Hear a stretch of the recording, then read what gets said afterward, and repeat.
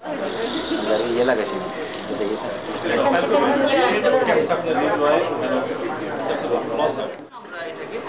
পর্যন্ত রান করতে পেরেছি, কিন্তু পরবর্তী পদক্ষেপে আমরা আশা করি অন্তত 1 বছর বা 2 বছরের মধ্যে আমরা ফাইন্যান্সিয়ালি আমাদের সাপোর্টে অন্যান্য অর্গানাইজেশন আছে, যেমন ট্রেডে সংস নেদারল্যান্ড, হ্যাঁ, ভলান্টিয়ারদেরকে নিয়ে যাওয়া ইত্যাদি ইত্যাদি, অনেক সময় থাকা খাওয়া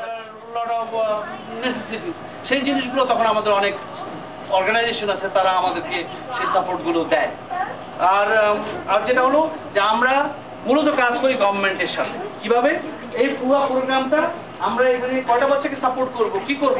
প্রথমে আমাদেরকে দিতে হয় এই প্রপোজালটা বাংলাদেশ গভর্নমেন্ট অ্যাপ্রুভ করার পর এইখানে যেমন আইআরএস এর কাছে আমাদের হিসাব দিতে হচ্ছে যে কোন বাচ্চার জন্য আমরা কত টাকা খরচ করব, তেমনি বাংলাদেশ গভর্নমেন্টের কাছেও আমাদেরকে সেই হিসাবটা প্রথমে দিতে হয় কাজ শুরু করার আগে, প্রতি বছর।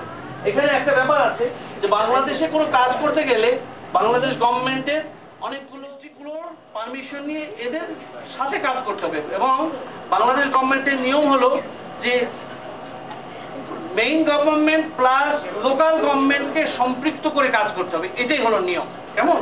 এবং আমরা সেটা করতে পেরেছি, এবং আপনারা শুনে খুশি হবেন যে বাংলাদেশ গভর্নমেন্ট আমাদের সাথে একটা অফিসিয়াল কোলাবোরেশন এসেছে, যেটার কারণে গভর্নমেন্টের যে অরফানেজগুলো আছে সারা দেশে, সেই অরফানেজগুলোর দায়িত্ব আমরা নিচ্ছি গ্রাজুয়ালি।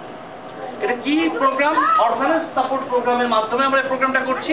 আমাদের উদ্দেশ্য হলো যে গভর্নমেন্টের যে অরফানেজগুলো আছে সেখানে কিছু বাচ্চা যারা থাকে তাদেরকে গভর্নমেন্ট শুধু থাকা খাওয়ার একটা বেসিক সাপোর্ট দেয়, শিক্ষার ব্যবস্থা নাই, এবং 18 বছরের পরে এই বাচ্চাগুলো যখন অরফানেজ থেকে বেরিয়ে যায় তারা অধিকাংশ সব রাস্তায় চলে যায়। সে কারণে আমরা সেই ডেভেলপ করছে যাতে প্রচুর বিদেশ, আমরা গ্র্যাজুয়ালি বাংলাদেশ যে গভর্নমেন্টের 11,000 বাচ্চার আমরা দায়িত্ব নেব। That is our plan. এবং আপনি শুনে খুশি করলেন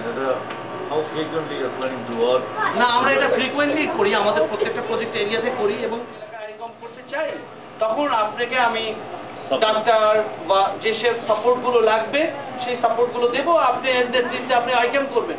আমরা তো সেটাই চাই। আমরা চাই যে আপনারা যারা বাংলাদেশে কাজ করতে চান, আপনাদের আমি জানি যারা বাংলাদেশ থেকে এদেশে এসে আমরা এস্টাবলিশড হয়েছি বা এস্টাবলিশড হওয়ার চেষ্টা করছি, হয়তোবা প্রত্যেকেই আমরা আমাদের দেশের সাথে একটা নারী সম্পর্ক রেখে এসেছি, এবং বাংলাদেশের জন্য সবাই আমরা চিন্তা